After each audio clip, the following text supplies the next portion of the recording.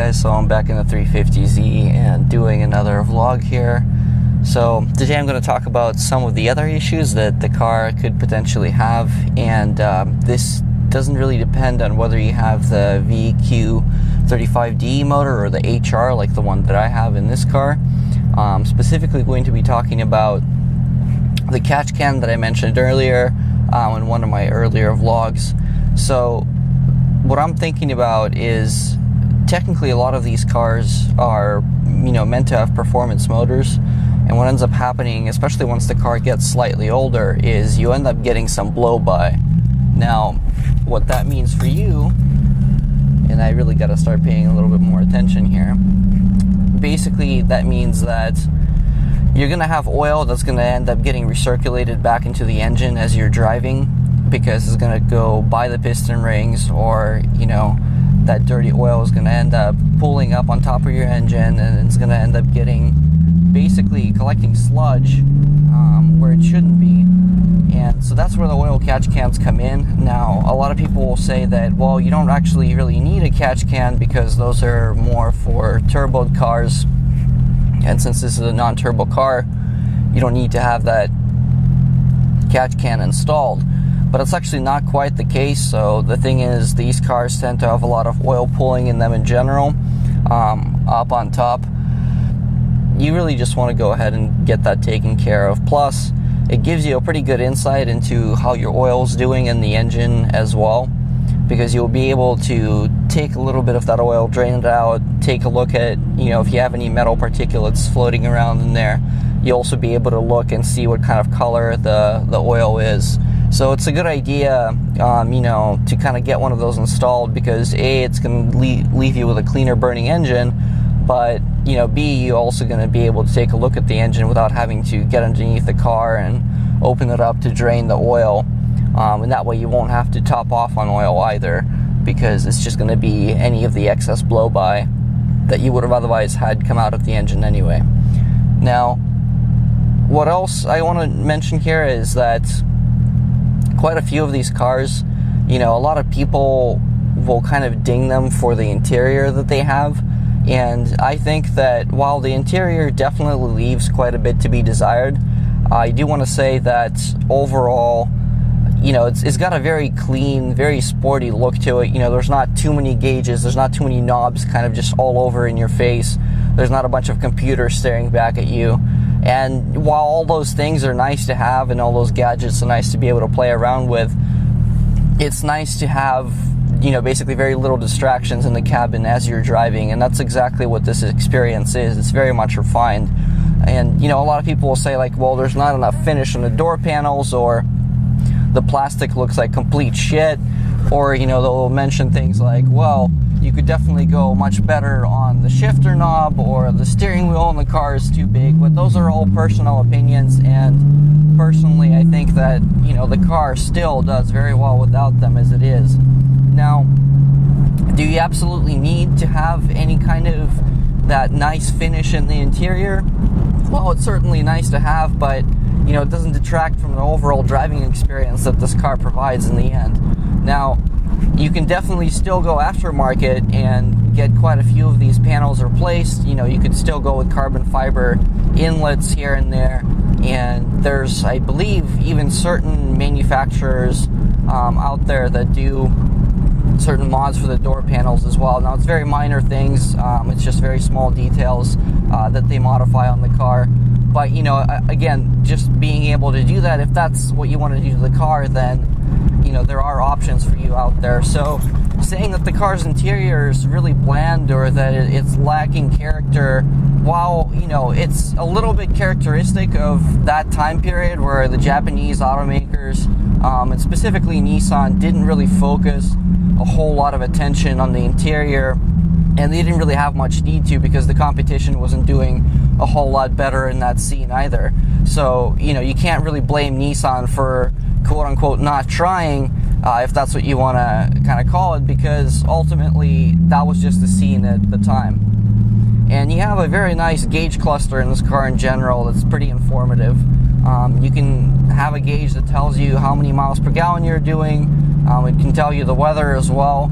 You've got a gauge for telling your oil pressure. Also have the voltage in the battery. They're all pretty nice to have, especially in a car like this where it's kind of a sportier design.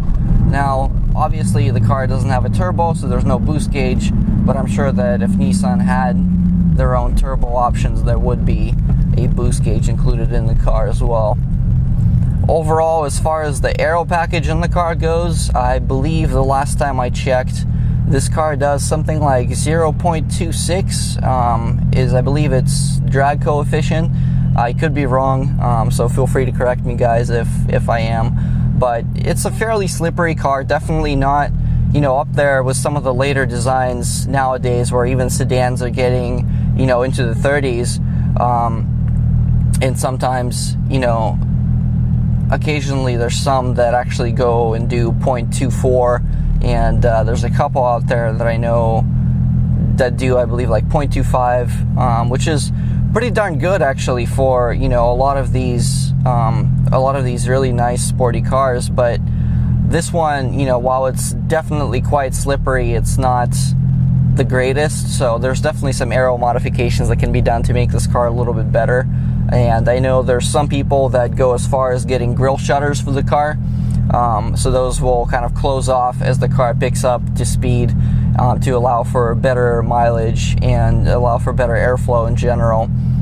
So the better airflow will result in better gas mileage for you. But there's also things like, you know, there's people that put underbody panels on the car as well, and those will eliminate sort of the eddies underneath the car where air will tend to pull and then create turbulence. And so by eliminating those, you get slightly better gas mileage as well. But there are very few manufacturers that do that for this car, so all that I've seen, all the designs that I've seen personally have been custom designs for this kind of stuff. So it's very hard to really nail down any specific manufacturer, but if you do decide to go that route, there's definitely quite a few options out there for you. And, you know, while a lot of them are quite expensive, it's usually a lot of carbon fiber parts and a lot of kind of just really high-grade plastics that are not really meant to be consumer grade. You definitely may want to consider that if, you know, for whatever reason you want to make your car just fly down the track and not have a whole lot of air resistance. That's a great option for you there. Or if you just want to, you know, if this is a car that you take on the highways on the weekend and you want to just squeeze a little bit of extra, you know, miles per gallon out of this thing, that's another great way to do it right there. You know, there's a lot of talk of that going on nowadays, and certainly aerodynamics is a huge part of why cars can go faster and why cars can be more fuel efficient. And so that's, you know, it's part of the reason why if you've seen the Nissan GT-R, you've seen the Teslas, they actually have that flat underbelly pan that just covers everything.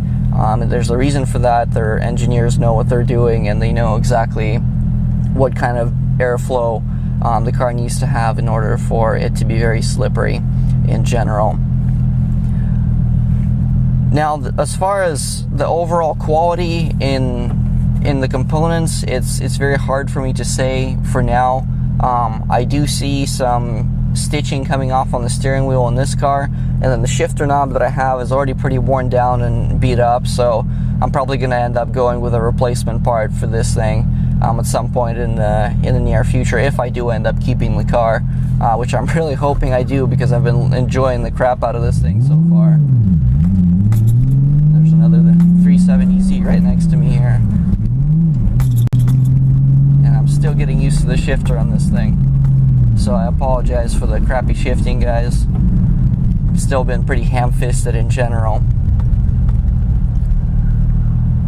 But so far, you know, if you're looking for a car that kind of competes in the same BRZ category driving-wise, and if you're looking for something that's just very simple, very refined, very much just like a distilled driver's car, the 350Z is just absolutely the way to go.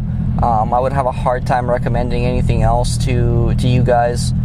Personally, I think it's really just, it's a great ride, and to be able to suggest something else, for me personally, it'd almost be like blasphemy. And there I go with my my clutch being terrible in this traffic again. I freaking hate Bay Area traffic quite a bit.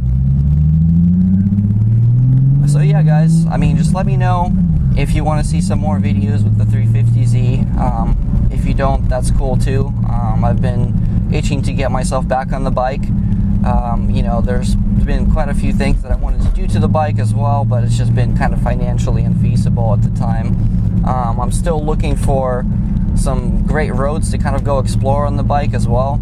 And, you know, hopefully if this video series ends up doing well, then maybe I'll end up taking this car up into some pretty cool hills as well. We'll kind of have to see how that pans out. For the time being, though, I'm pretty content with just driving, you know, to and from work occasionally in this car. I don't take it there every day because, again, like I've said, it's not the greatest gas mileage, and there are simply just better options for me to get to work out there.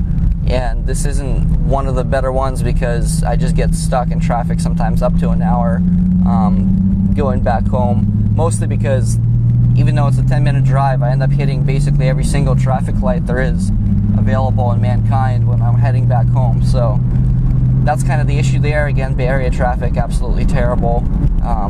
Do not recommend moving here because of that. But otherwise, you know, the car's been extremely enjoyable. I'll probably put up some more vlogs about any kind of issues that I might have, any fixes that I end up doing potentially as well. And so you guys just want to look out for those. And I'll get those uploaded as soon as I've got some more footage and some more time on my hands as well. So I'll see you guys in my next video, and until then, take care.